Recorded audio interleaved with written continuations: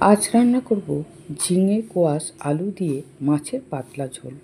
প্রথমে ঝিঙে কোয়াশ আলু কেটে নেব লম্বা লম্বা করে।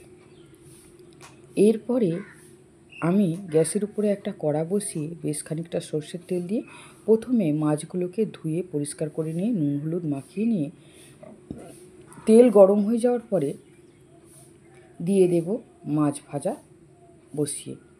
মাছ ভালো করে ভেজে নিয়ে উল্টে পাল্টে একদম লাল করে ভেজে নিয়ে তুলে নেব।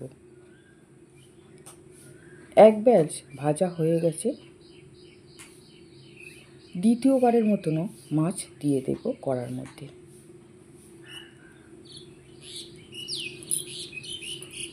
এরপরে ওই তেলের মধ্যে 1 চামচ গোটা জিরের ফোড়ন দিয়ে দেব 4টে কাঁচা লঙ্কা মাঝখান দিয়ে চিড়ে আর 3টে পেঁয়াজ কুচি দিয়ে মোটামুটি পেঁয়াজ ভাজা হয়ে যাওয়ার পরে দেব 2টো আলুকে লম্বা লম্বা করে কেটে নিয়েছিলাম, আলু দিয়ে দেব। আলু একটু ভাজা হয়ে যাওয়ার পরে দেব একটা বড় সাইজের কোয়াশ লম্বা করে কেটে নিয়েছি, সেই কোয়াশ দিয়ে ভালো করে নেড়ে নেব।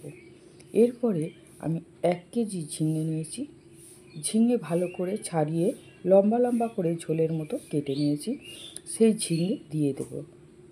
এরপরে দেখিয়ে দিই, আমি 1 চামচ গোটা জিরে নিয়েছি, গোটা জিরেটা শিলনোড়ায় বেটে নেব। ঝিঙে দেওয়ার পরে বেশ কিছুক্ষণ নেড়ে চেড়ে ঢেকে নিয়ে ঢাকনা খুলে 1 চামচ হলুদ, পরিমাণ মতো নুন আর 2টো টমেটো কুচি দিয়ে নেড়ে নেব। ঝিঙের থেকে প্রচুর জল বেরিয়ে ঝিঙে একদম কমে যায়।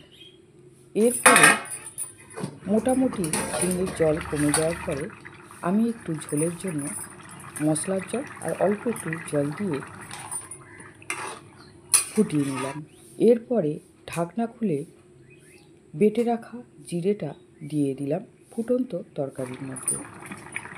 এরপরে ঢাকনা খুলে আমি দিলাম ভেজে রাখা মাছগুলো ঝোলের মধ্যে উপর থেকে সাজিয়ে দিলাম। আমার ঝিঙে কোয়াশ আলু দিয়ে মাছের পাতলা ঝোল যদি আপনাদের ভালো লাগে, আমার চ্যানেলে একটা সাবস্ক্রাইব করে দেবেন, লাইক করবেন, কমেন্ট করে জানাবেন। আমার মনে হচ্ছিল একটু নুন কম হবে, তাই একটু নুন দিয়ে দিলাম, দিয়ে তরকারি নামিয়ে নিলাম। আপনারাও মাছের ঝোল এইভাবে পাতলা রান্না করে এই গরমের মধ্যে খেয়ে দেখুন, শরীরও ঠান্ডা থাকবে, মনও ভালো থাকবে। এই আমার মাছের ঝোল রেডি।